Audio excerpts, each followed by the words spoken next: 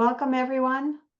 My name is Audrey Lichter, the Executive Director of Chai Mitzvah, the Resource Center for Jewish Engagement.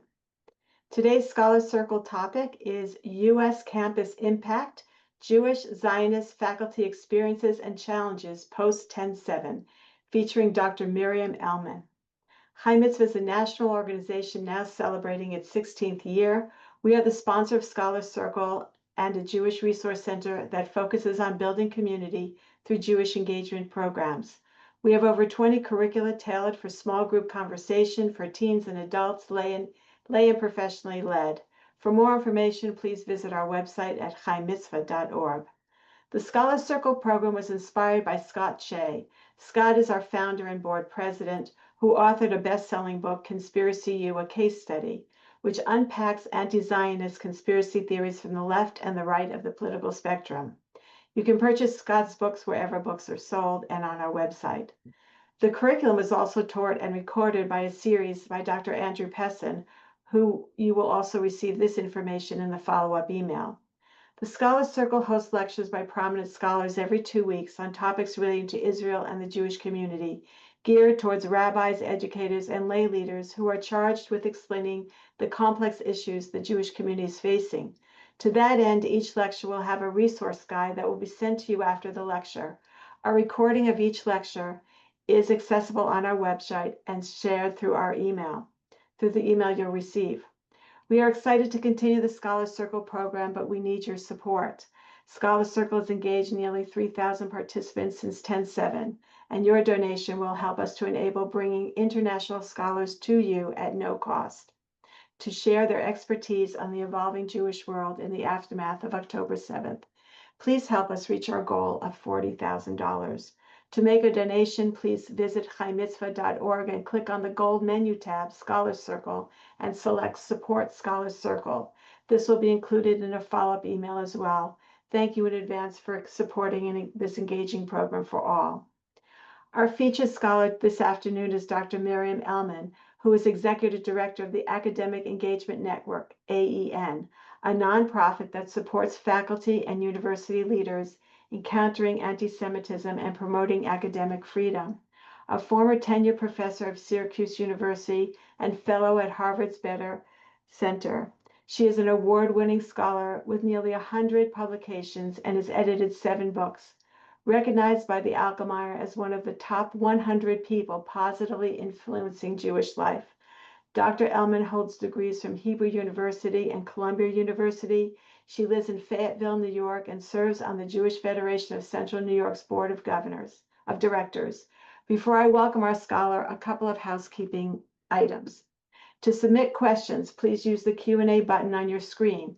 Q&A will be held at about 40 minutes into the lecture, but you can submit questions anytime throughout. The lecture recording will be sent to your email in a few days and will also be available on our website at chaimitzvah.org.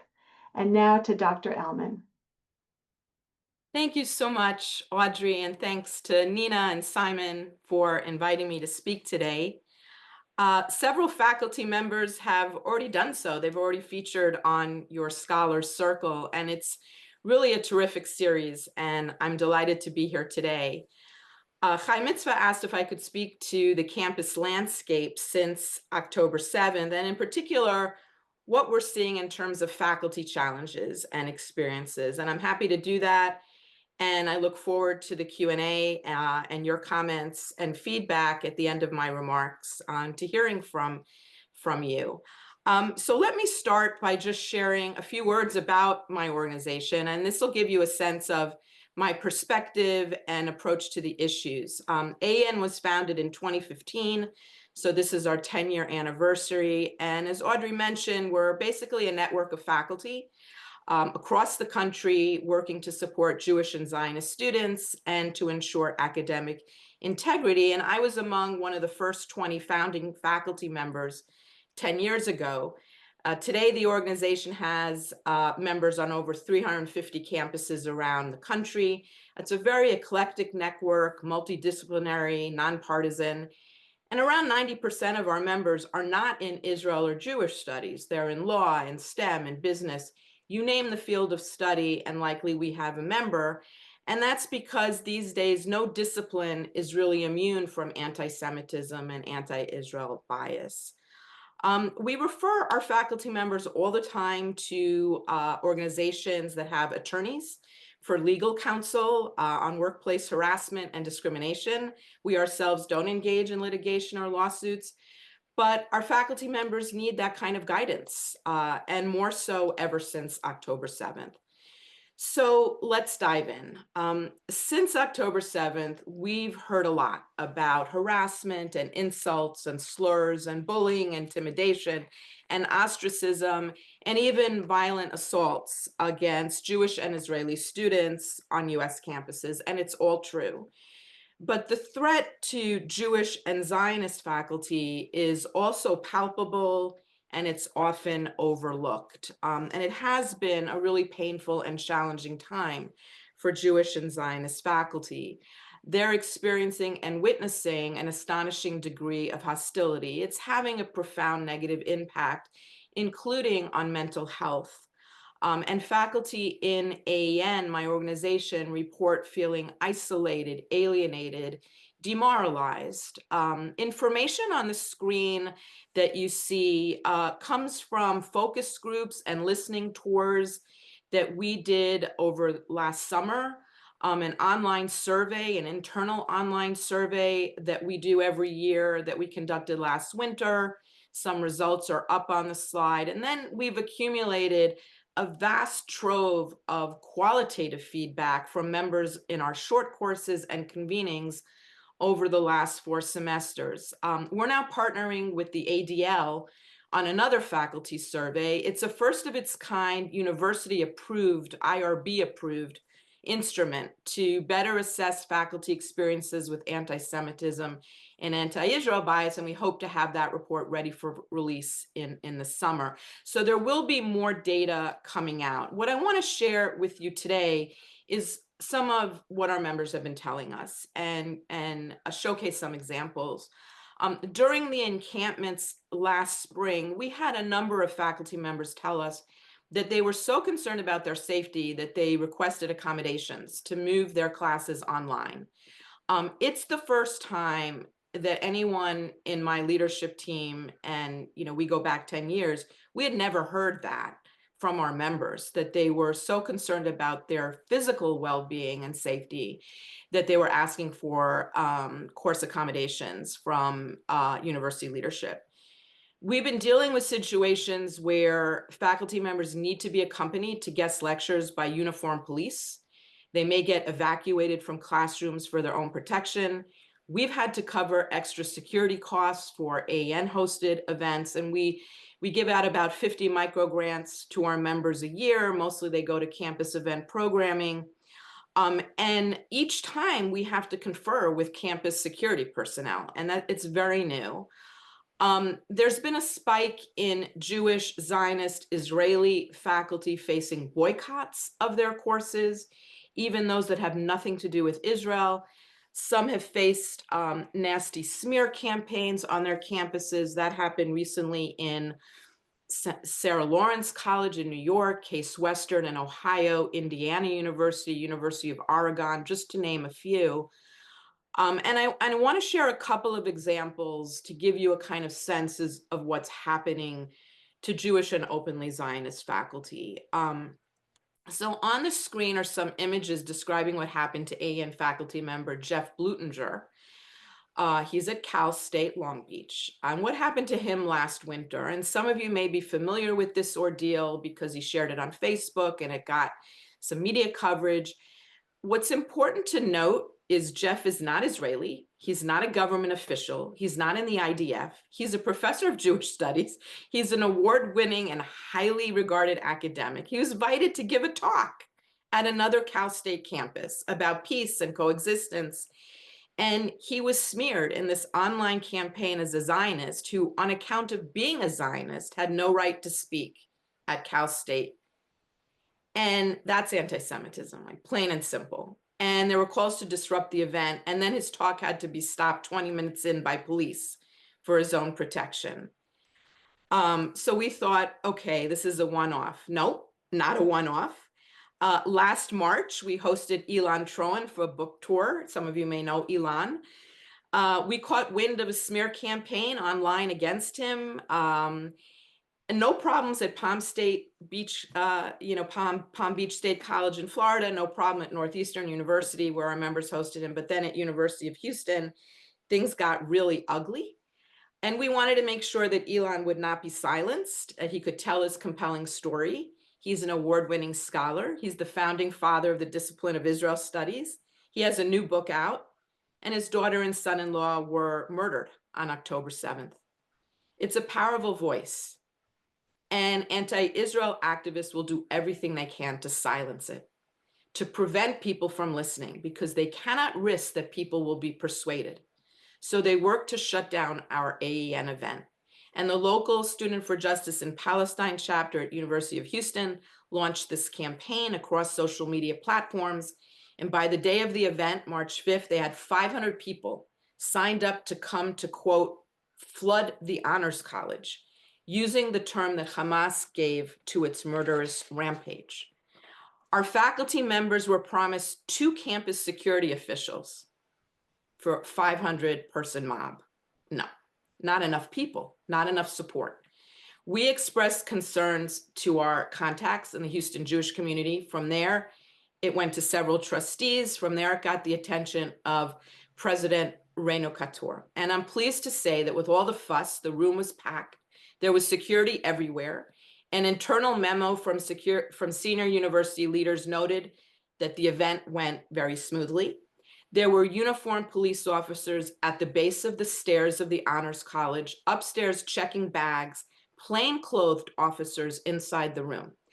Protesters could chant for a few minutes, and then they were told to leave. And as they exited, the audience gave Elon a standing ovation. It was truly incredible. And it's true leadership there at University of Houston, enforcing campus policies and ensuring civil and respectful educational opportunities for students. That gives you just a taste of what we and faculty members were dealing with last year, but it isn't over. Wanted posters appeared last year targeting one of our faculty members at UC Irvine. And then a few months ago, it happened at University of Rochester, about an hour from where I live. And in both cases, the administration did respond swiftly in support of faculty and staff who were targeted, condemning it as anti-Semitism, as you see on the screen.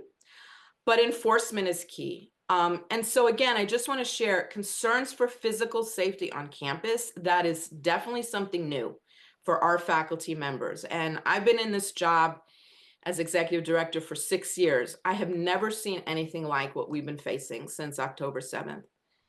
A lot of the anti-Semitism we're seeing on campus are essentially demands for Jews to be less fully Jewish as the price of social acceptance. I know you've heard these stories. I've heard these stories. At Tufts University last year, I spoke on a panel, and afterwards a Jewish student came up and she told me she was forced to leave a tap dancing club on account of her Zionism.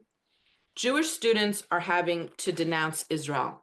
It's a pressure to speak, to demonstrate an allegiance to the prevailing anti-Israel political orthodoxy. And they're being told they can't be fully Jewish on campus, that they can't bring their full selves in. They can only be the kind of Jew that demonize Israel and Zionism. So is that what faculty are also experiencing?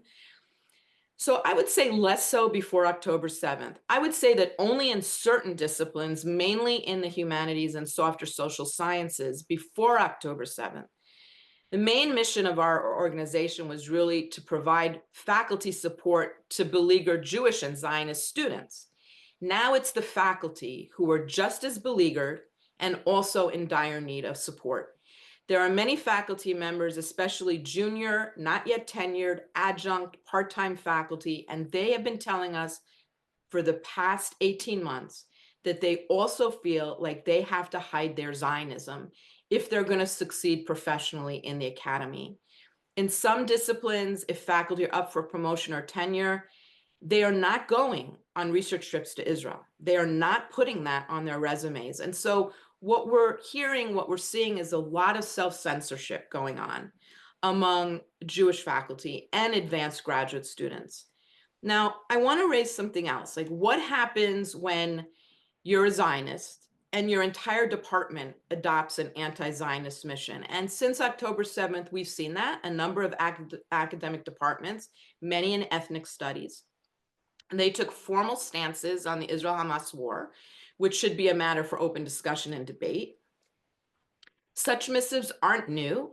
There really is an ideological capture of pockets of the faculty and certain departments, and it is a deep and foundational problem. And it goes back some years. And we can really mark 2021 as a point of time in which all bets were off, right? Where you see dozens of gender and women's studies departments very openly releasing these kinds of partisan statements and baking anti-Zionism into their pedagogy, into their core missions, establishing this kind of political orthodoxy, and telling junior faculty and non-tenure track faculty who are already so vulnerable as university employees, basically telling them, fall into line or else risk your job. Now, we don't want administrators or outside actors meddling in what should be faculty purview. We don't want classroom discussions to be censored. We don't want government micromanaging courses. But we do need more robust faculty curriculum review committees. And we do need audits of programs. And we do need more viewpoint diversity so that a new set of graduate students with more diverse viewpoints gets hired. Individual faculty do have academic freedom. They can support any favored cause. They can sign anything they want, any petition, any open letter. But departments, as departments, should not be doing that. And last year across the country, our members actually wrote in to university leadership, to trustees, to regents, with concerns about those kinds of anti-Israel department missives and statements. And they had some success, as you see on the screen, in Illinois, in Colorado, and California. And a few months ago, the University of California Regents actually adopted a new policy prohibiting political statements on department web pages or home pages. The University of Wisconsin-Madison just adopted a similar policy. Other universities are considering that as new guidance. Dartmouth has come furthest. It just released a policy of institutional neutrality at the department level. Institutional neutrality is super popular these days. We can talk a bit more about it in the Q&A, but I think it's a trend we can definitely use for our purposes. Now, the challenges on campuses are not only a function of students behaving badly, right? Because students take their cues from faculty, and we have seen faculty refusing to unequivocally condemn Hamas. We have seen them justifying and rationalizing crimes against humanity. In some cases, cheering on the terrorists as, quote, exhilarating, giving license for students to do that.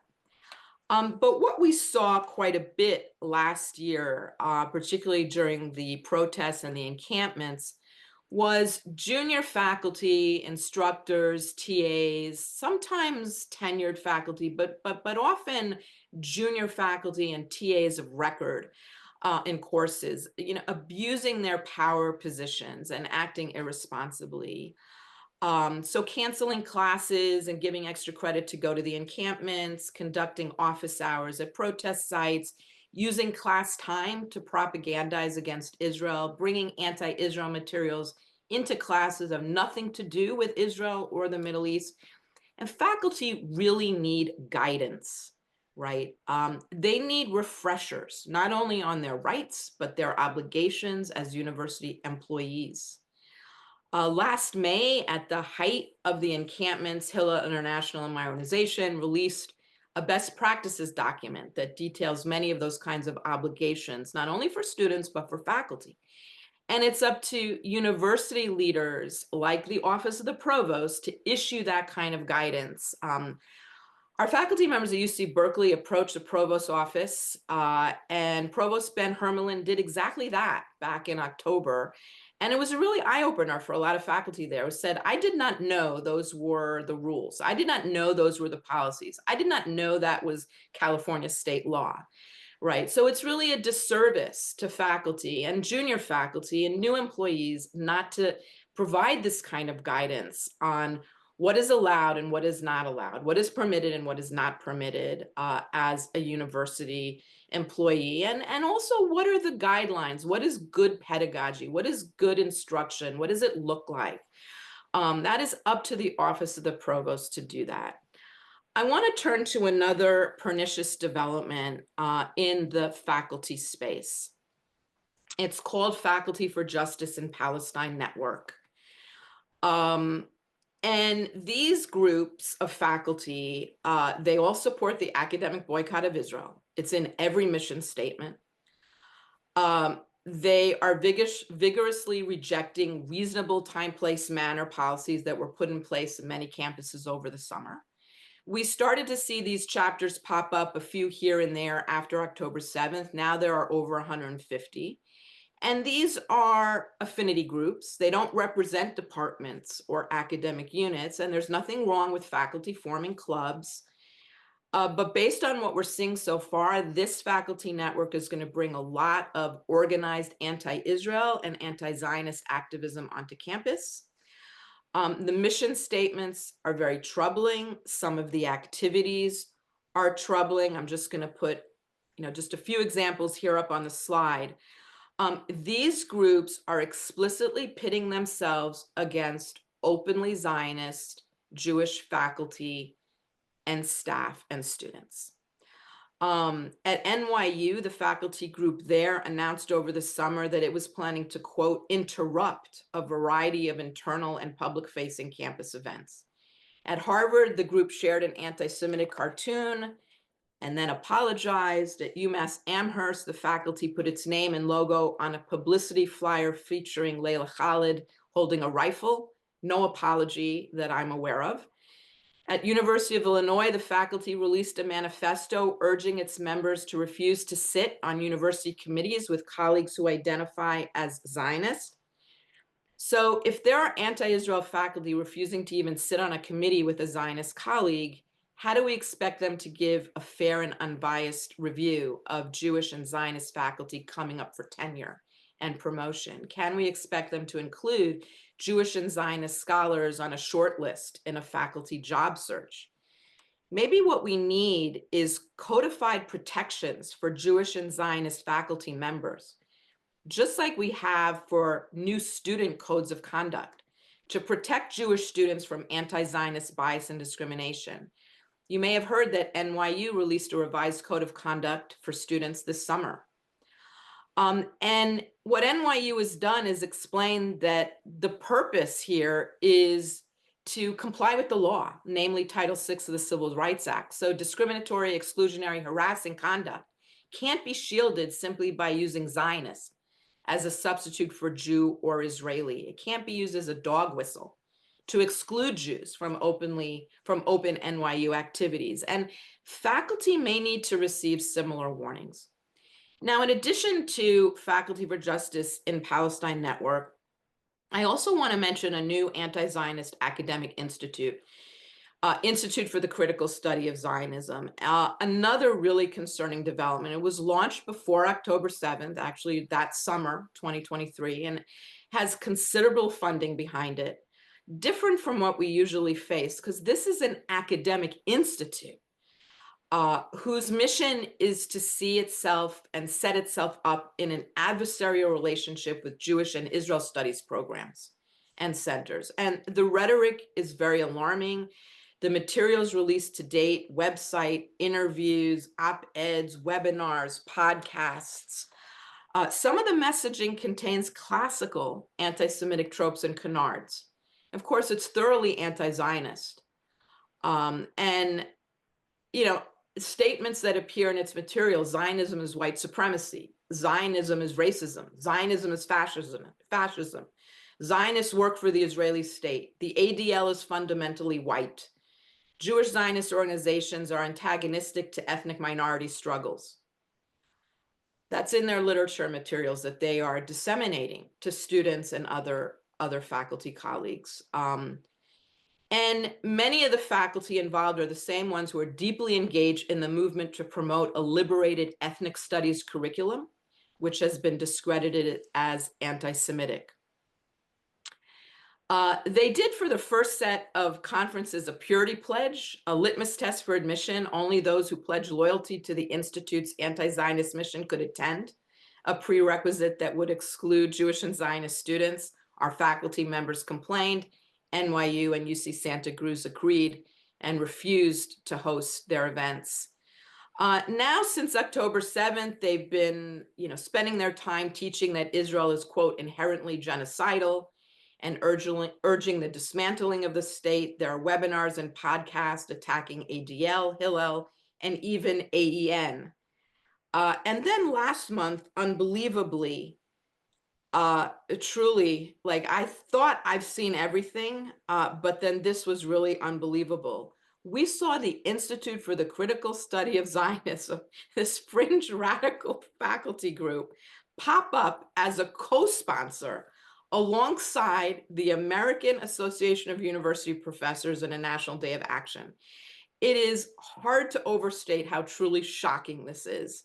It means that the AUP, the American Association of University Professors, a historic academic organization that for over a century helped craft the guidelines for academic freedom and faculty governance, has now turned into something exclusionary to Jews and Zionists. The Day of Action claimed to focus on faculty rights and what the AUP described as government overreach.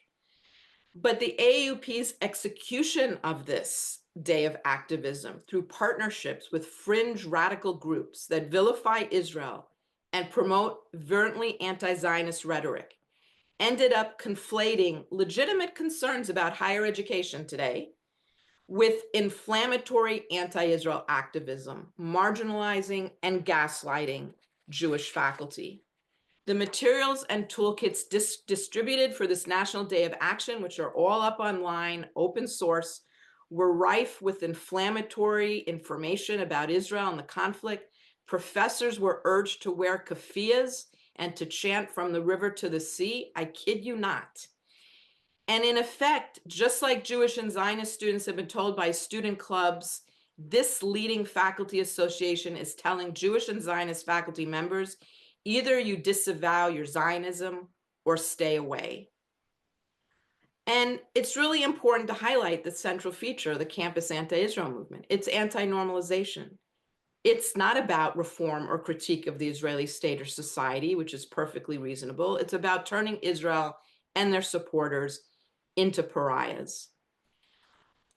October 7th has really been a wake-up call for faculty nationwide. And our members who have long worked together for years on their campuses have now formalized relationships, and we're supporting dozens of Jewish and openly Zionist faculty resource groups around the country. Our faculty members never really saw the need to establish formal chapters on their campuses, and we never really pushed it. And then October 7th changed that. And our members across the country were coming to us and asking how they could become more active and more organized. And so at UCLA, they founded Jewish Faculty Resilience Group, and they just got 501c3 status, by the way. And at Columbia, they're the Columbia Faculty and Staff Supporting Israel. And at NYU, Faculty and Staff Against Anti-Semitism. And each one has its own name, and we're now supporting over 40 of these groups around the country.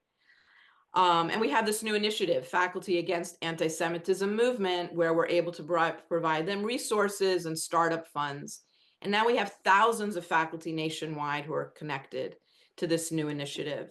It's really taking a page from a playbook of our detractors, right? Because like them, we're adopting a multi-pronged approach to community organizing, both online and in person. And with this approach, we're tapping into this silent majority of faculty on campus, those who don't really have a dog in the, in the game. They're not really invested. They're not, going to be engaged all the time, but they are fed up with what they've experienced since October 7th. And just to give you kind of a little bit, as I close up, a non-exhaustive list of some of these new faculty groups and what they've been doing. Here's just at Cal State Northridge.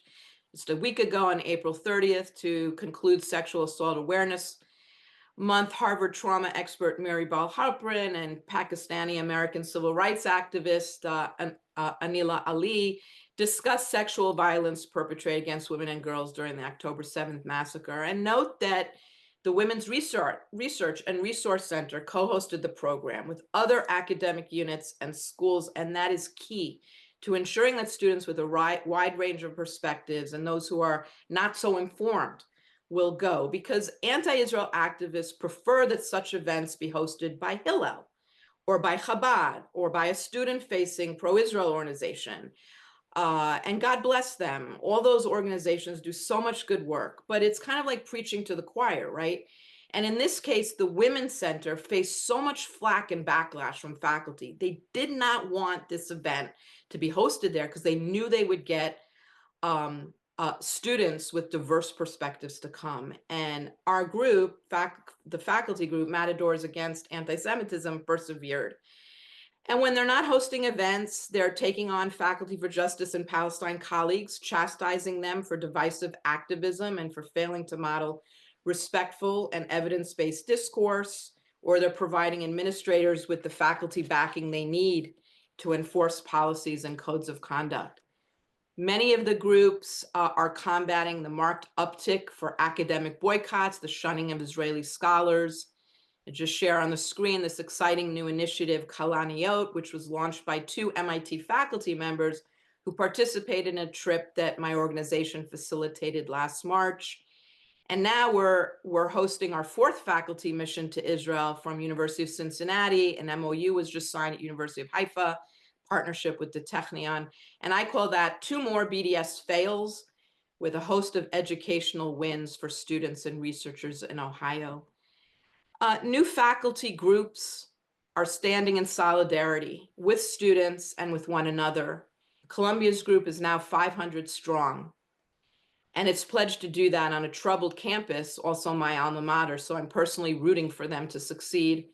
At the University of Illinois, Urbana-Champaign, the faculty group there has 100 professors affiliated. It's calling out literally this week what it sees as an improper and discriminatory tenure decision of an openly Jewish and Zionist faculty member. And I invite you to go on their website and read their review of this disturbing case. Do young Jewish and Zionist scholars have a future in the university? If you are an anti-Zionist Jew, a member of Jewish Voice for Peace Academic Council, for example, your place is secure in the American Academy. But if you're a Zionist and you have merit and a strong tenure file, that may not be enough to shield you from self-righteous Israel-hating ideologues serving on faculty review committees. Now at AEN, our North Star is our faculty network, and we know that programming matters.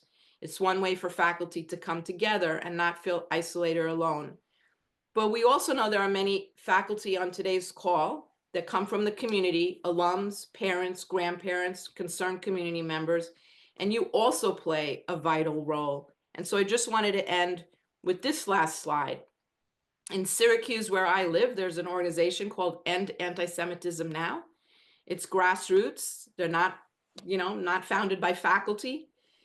There's Alums for Campus Fairness. It has a campus chapter at Syracuse University. It has chapters on 80 campuses. And these advocacy groups are really driving tremendous good change. And I know firsthand the contribution that these community groups make. Shout out to Mothers Against College Anti-Semitism. There's nothing like an angry mom. And university officials are taking notice, and dads are welcome, and grandmas and grandparents too. Faculty will welcome your support, and I hope you will seek it out. That's the kind of close collaboration that's key to success. And I was pleased to have the opportunity to contribute feedback to the drafts of an excellent campus report that Harvard Jewish Alumni Alliance released last year. And it's a blueprint for how to address the morass there, provides a model for other schools, the things to look for, and what kind of study to undertake, a rigorous comprehensive study of curricula, extramural events, faculty appointments, guest lectures, social media, and official department channels, and more. And if you haven't read it, it's well worth a look. So I will end there because Chaim Mitzvah runs a tight ship, and they said you have only 35 minutes, and I think I made it. But I'm happy to take your questions and your comments and excited to get your feedback. So thank you very much. Our next Scholars Circle features Dr. Asaf Romanitsky, and the topic will be UNRWA and Israel, the high-stakes battle over refugees and aid. On Wednesday, June 4th, new time, 6 p.m. Eastern time, usually 7, but we're going to push it up 1 hour earlier, 6 p.m. Eastern time. That's Wednesday, June 4th. Also important conversation about UNRWA. So thank you all. Thank you for joining us this afternoon. Thank you again, Dr. Elman, and we look forward to hearing more great work coming out of AEN. Thank you Good. so much, and thank you for your work and everything you do at Chai Okay. Mitzvah. Great.